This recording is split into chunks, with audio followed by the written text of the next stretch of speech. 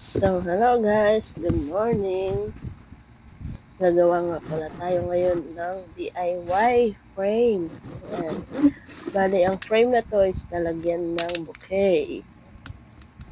So, ayan, kung makikita nyo, ay gamit ko nga lang is yung lalagyanan ng gatas. Tipid lang tayo guys. Ayan, DIY lang. Para lang hindi maalikabukan yung bouquet at pwede siyang ipang display. Para magandang tingnan, di ba? Lalagyan natin ng cover din yan para iwas alikabok na rin sa loob. Halos bond paper lang yung ginamit ko dyan. So yan, makikita nyo, sobrang dali lang yan. Dinikit-dikit ko nga lang yan.